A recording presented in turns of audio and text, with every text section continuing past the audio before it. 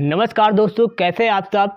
दोस्तों, आज की इस क्लास में हम लोग पढ़ने वाले हैं प्रतिरोध के बारे में। प्रतिरोध क्या होता है, इसने बहुत परेशान किया होगा आपको, आप रटते होंगे, भूल जाते होंगे। तो चलिए समझते हैं कि प्रतिरोध होता क्या है। वैसे तो बहुत परेशान किया होगा इसने आपको, लेकिन आज के बाद आप इसे भूलने वाले नहीं हैं।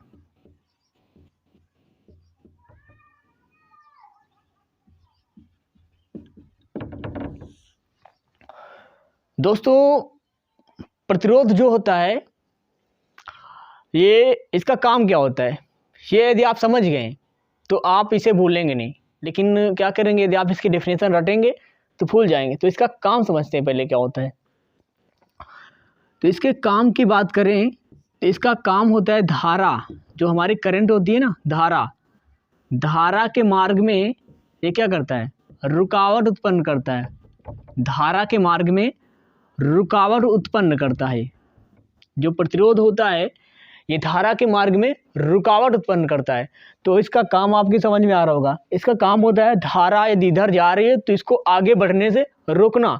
धारा यदि इधर जा रही है तो इसको आगे बढ़ने से रोकना, ये होता है प्रतिरोध का काम। तो प्रतिरोध का काम आपकी समझ में आ रहा होगा। काम समझ में आ गया तो डेफिनेशन आप लिख देंगे इसकी। तो अब इसकी डेफिनेशन जो है आप आसानी से लिख सकते हैं।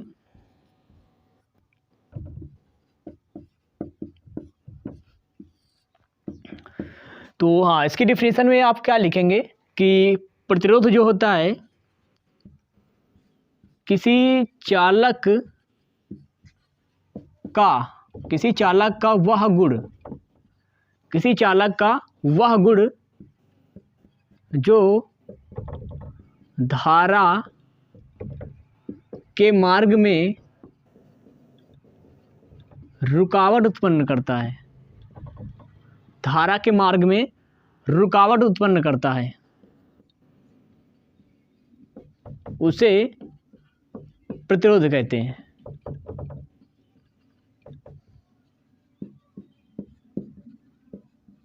दोस्तों, प्रतिरोध क्या होता है अब आपको आसानी से समझ में आ गया होगा। अब आपको कभी भी रटना इसे नहीं पड़ेगा।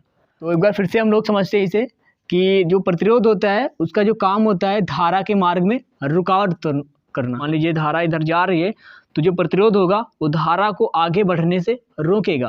तो प्रतिरोध का काम और जो इसकी परिभाषा है आपको समझ में आ गई होगी। अगर बात करें इसके मात्रक की तो इसका जो मात्रक होता है वो ओम होता है। इसका जो मात्रक होता है वो ओम होता है। अब जानते हैं कि जो प्रतिरोध होता है ये चालक पर किस प्रकार से निर्भर करता है। तो चलिए समझते हैं इसको। तो मैं इसको साफ करता हूँ, फिर आपको समझाता हूँ।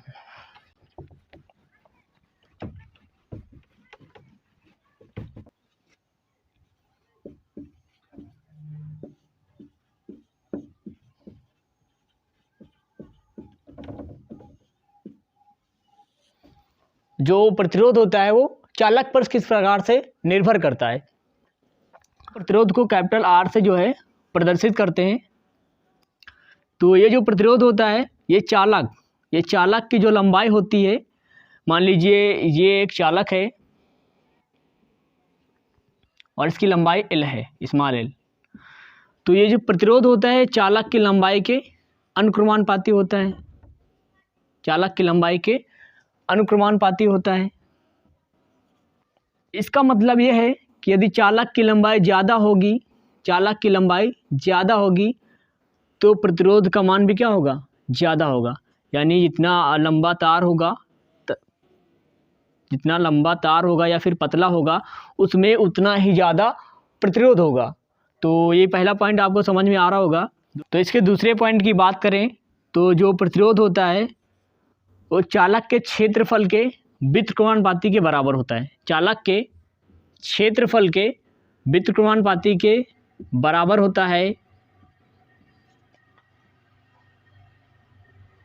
तो दोस्तों, इसका मतलब ये है कि चालक का क्षेत्रफल जितना ज़्यादा होगा, यानी तार जितना ही ज़्यादा मोटा होगा उसका प्रतिरोध उतना ही कम होगा। तार जितना ही मोटा होगा यानी उसका क्षेत्रफल जितना ही ज़्यादा होगा उसका प्रतिरोध उतना ही कम होगा। क्योंकि यदि ए का मान बढ़ेगा तो ए आर का मान घटेगा। ऊपर नीचे है, यदि ये बढ़ेगा तो ये घटेगा। लेकिन इस कंडीशन में दोनों सामने सामने है। यदि एल का मान बढ़ेगा तो आर का मान भी क्या होगा, बढ़ेगा। तो ये जो प्रतिरोध होता है ये चालक पर किस प्रकार से निर्भर करता है आपकी समझ में आ गया होगा। अब हम लोग क्या करते हैं कि इन दोनों समीकरण को हल करते हैं। तो यहाँ से R बराबर फार्मूला निकल के आएगा L/A।